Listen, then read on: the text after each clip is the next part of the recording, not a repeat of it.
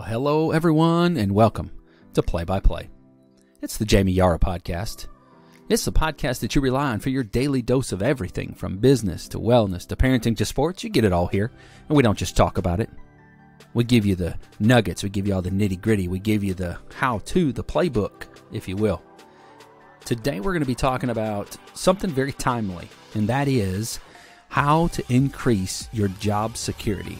Now be sure to check out all of our other full episodes and our 2-minute drills. And if you love what you hear, there's nothing more that we would like than if you subscribed and shared our podcast. Now, let's get ready for today's play-by-play. I'm Jayme, and kickoff is counting down.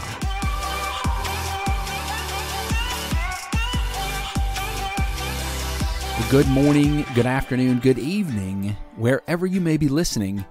I'm live from the Cloffice, that is the Closet Office, aka the Play-by-Play Studio.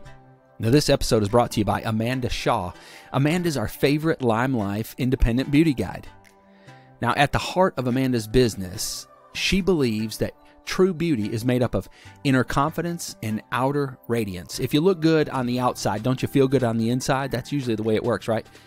Well, Lime Life, that is the makeup that makeup artists across the globe use, but you get to use it in your own home. And right now, heck, I mean, we got a lot of time in our own homes. So it's time to invest in yourself, and Amanda can help you do that. We've got all of her information in the show notes, so check that out. Today's episode is part 1 of a 4-part series. We're going to be dealing with job security in uncertain times, and this is going to be part 1. So over the next 4 days, we're going to cover about 6 topics. That's going to help you keep your current role, and if that's not in the cards, it's going to help prepare you for whatever that next role is in your life. And you may have noticed Play-by-Play has been on vacation for the last week. And first of all, I want to thank those of you that reached out and made sure that all was well. Look, we're doing great. Took a little time off, just like I encourage you to do in almost every episode. You've got to spend some time in self-development. You've got to spend some time working on you, and that's exactly what I was doing. We've got some big things coming down the pipe. I can't tell you how excited I am, and I'm anxious to announce what's going on. There's a couple really big projects that we've been working on. We're going to be launching these in the near future. I'm excited to tell you about them, and I'll be able to do that real soon.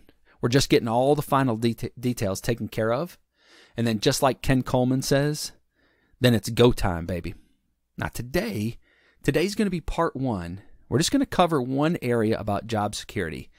But this one area has 4 points to it. So I didn't want to cover more than this in one day, just for time's sake. I know that most of you like episodes that are in that 15-minute range, maybe 20 minutes. I'm going to try to keep it to that today. So I was reading an article about how times are changing and all the different things that are going to be changing in business, and we're going to really be able to see that as time goes on, and we'll help you navigate that. I ran across this acronym though. I thought it was amazing, and this is what we're going to cover today in part 1. Now, I want you to realize that over the past 5 or 6 weeks, that over 25 million people have filed for unemployment benefits. I mean, just in Alabama alone, that's where we are. There's been over $500 million in benefits dispersed. Those are huge numbers, right? That may not really resonate with you. Let me share some numbers that'll make sense to you.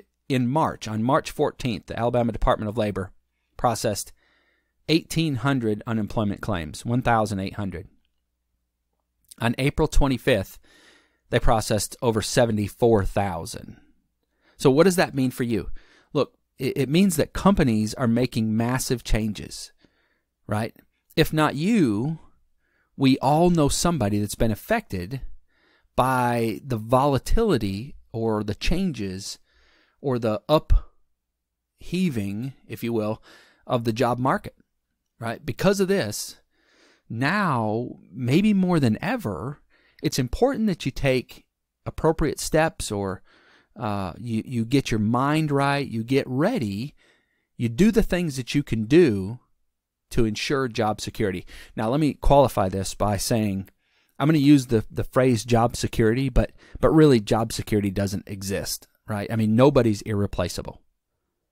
everybody can be replaced. And sometimes that layoff or that termination, sometimes that happens despite our very best efforts to be the best employee possible.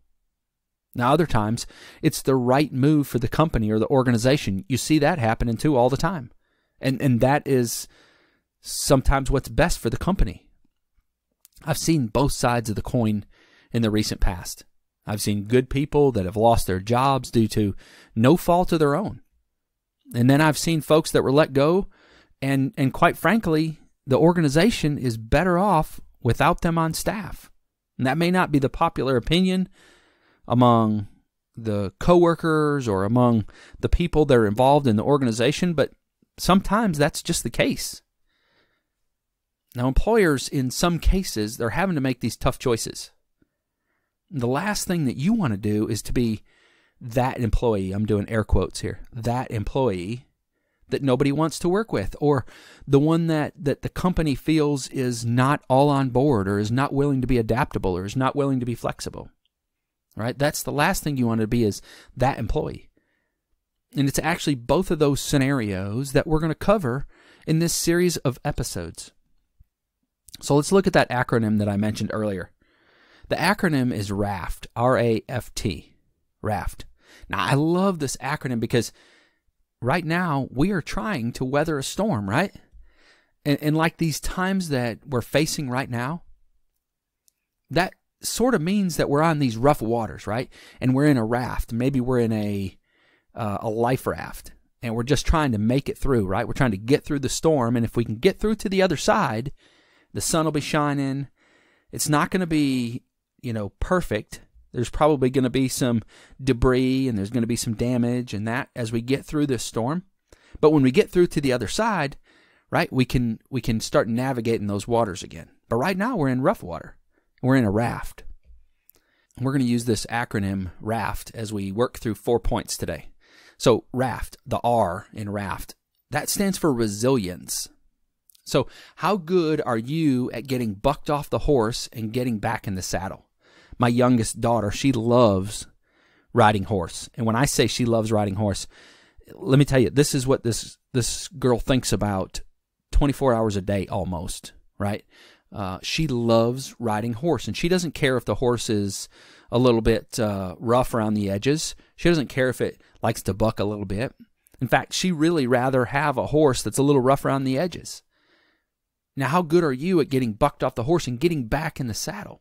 I think about people that are, maybe passed up for promotions, or they don't get that job that they've been applying for. And maybe they really think that they were the one that should have gotten it. They were qualified for it. When things like that happen, what does it take for you to get back after it? Do you find ways to keep going, or do you retreat back into your shell? I've been working on this little project with some guys for a little while, and this week I got a message from one of them saying that my help was no longer needed. Now, this was a project that I kind of spearheaded, and so did it sting a little bit when this guy said that they didn't need me anymore? Sure it did. But I've come to realize that this guy is one of those guys that likes to be the one making decisions. And he often comes across in a way that's just not appealing. And, I'm at a point in my life where I understand that some things are just not worth stressing over. And quite frankly, not being involved in that project, it gives me time to commit to other things that we've got going on, other projects on the list. And so, it is what it is. Have you ever been to the beach and you go into those little gift shops and they have those hermit crabs? They're in the big cages, and they got colored shells and all that kind of stuff. Just little, souvenirs that you can buy. Probably if you're parents, you've probably come home from the beach with a little hermit crab cage, and your hermit crab died like a week later or whatever, but what happens when you try to touch those little hermit crabs? They retreat back into their shells, don't they? Well, is that you? When you don't win, or you don't get your way, or something goes, other than the way that you expected it, what's your tendency? Do you regroup and then come back after it? Or do you retreat? That's resiliency. In this market, folks, you better be resilient. That's the R in RAFT, resilient. The A is adaptability. Now, this refers to how well do you handle change. Now, I've worked with thousands of people over my career, and some are great at handling change, and some are the absolute worst. You know, I spent a lot of years in the medical field, and those folks, by and large, are really good at handling change, especially people in the pre-hospital medical field, paramedics and nurses and ER and all those folks that handle emergencies are generally really good at handling change because change happens at the split, at a split second. But I remember working with this one guy. When change happened, it would just send him into orbit. Like if there was a change in the organization, it was just impossible for him to take that in and then move on and it not destroy his day. Like he was incapable of scaling with the company when changes happened, when the company grew, when job responsibilities changed. It was really a challenge for him. And his inability to deal with change like that, it ultimately held him back. And I think that was probably the end result of why he eventually got terminated. His inability to be resilient in the face of change, it affected his attitude. And that was probably the straw that broke the camel's back. When change occurs, how well do you handle it? Well, let me qualify something by saying this. Whether or not you're good at handling change, that's not a reflection of you necessarily. Some people are just better at handling change than others. But how you handle yourself during that change, and by that I mean your attitude through the process, that is something that you do have direct control over. Some people are great with dealing change, some are not. But we can all dig down deep and we can figure out how to handle it with professionalism. No employer wants to deal with a drama queen or a drama king, especially with the stress of all that's going on in our economy. I can promise you this, your value to the company is greatly diminished if you are one of those that are constantly bucking change and you're making it challenging for the leaders to create a culture of unity within the organization. And when change happens, that's one of the biggest responsibilities of a leader, is to maintain unity, maintain teamwork, maintain a closeness that everybody is going in the same direction, right? That's one of the biggest challenges for leaders to do when in the midst of change. And if you are one that's bucking that change, you are very difficult for that leader to deal with. So oftentimes those that can't handle change are vocal about it. If your inability to handle change is not your strong suit, if that's not something you're good at, one of the biggest things I can tell you today is keep it to yourself, right? Teamwork makes dream work. You've heard that before.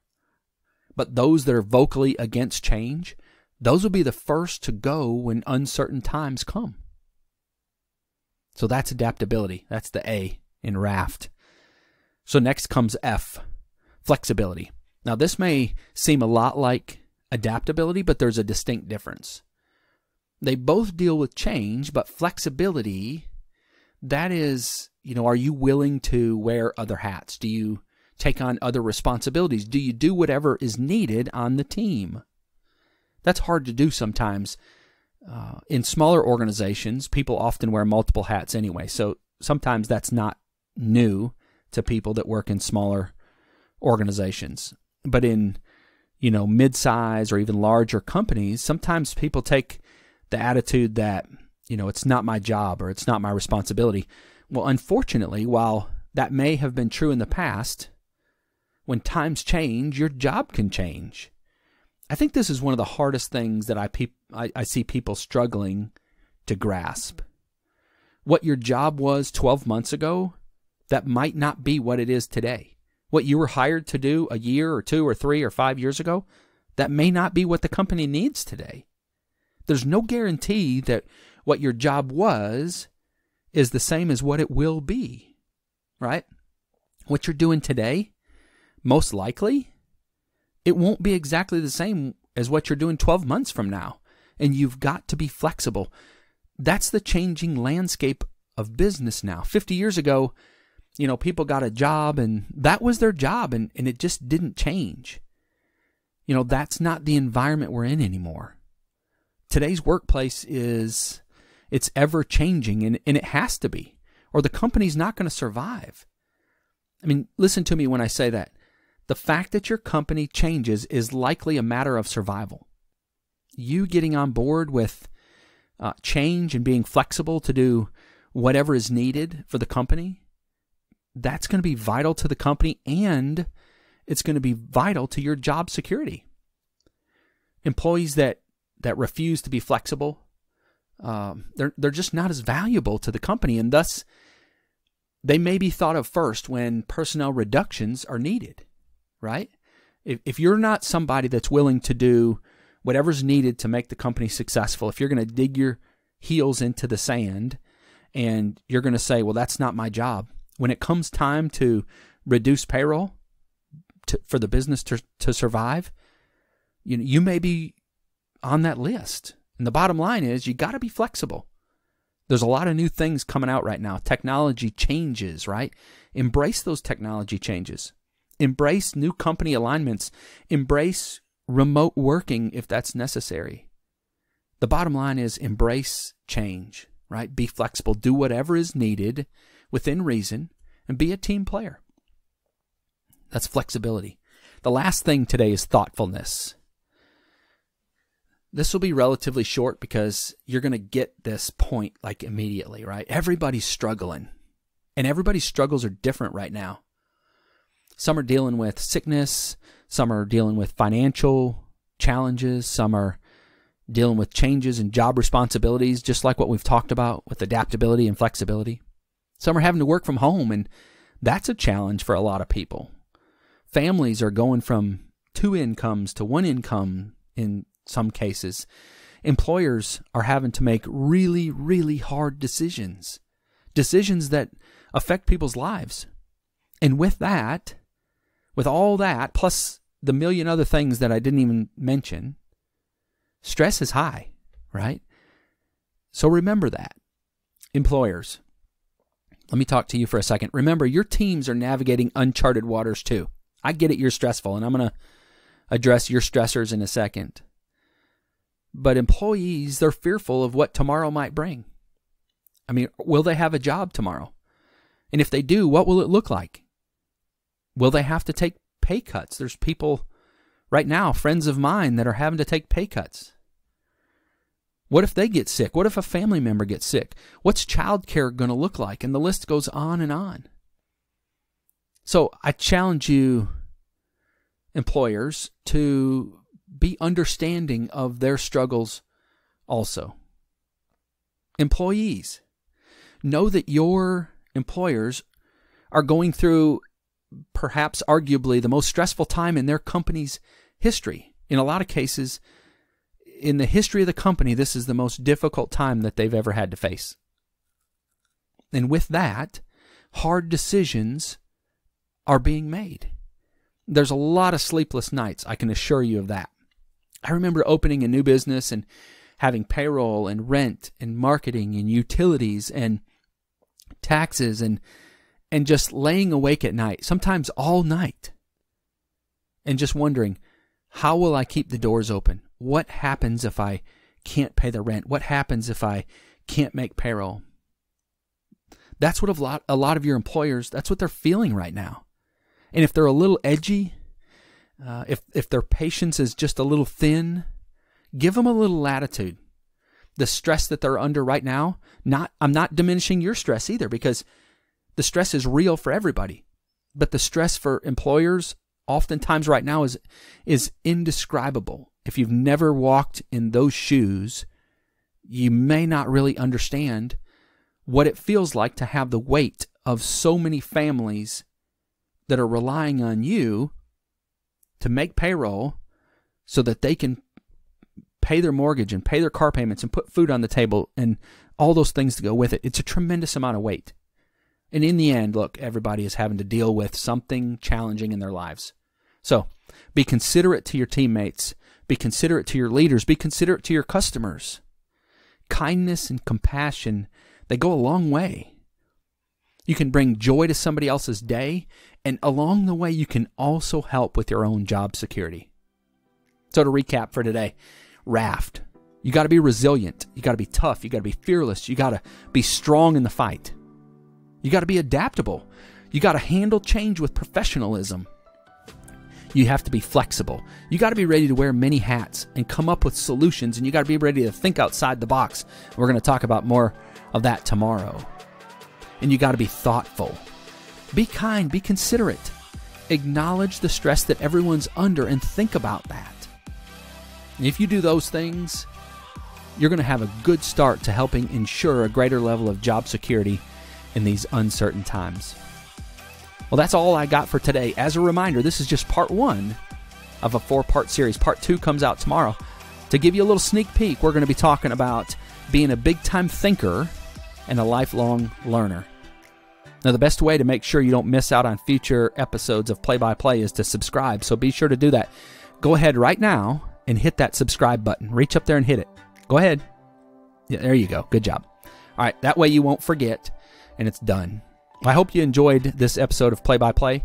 Be sure to check out all of our other episodes and our 2-minute drills. You can find all those on your favorite podcast player. Just search for the letters PXP. We make it super easy.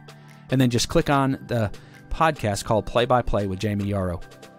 Now, thanks for listening today, and most of all, I hope that something that was said today helps you to become a better version of yourself. My name is Jayme Yarrow, and I hope you have an amazing day.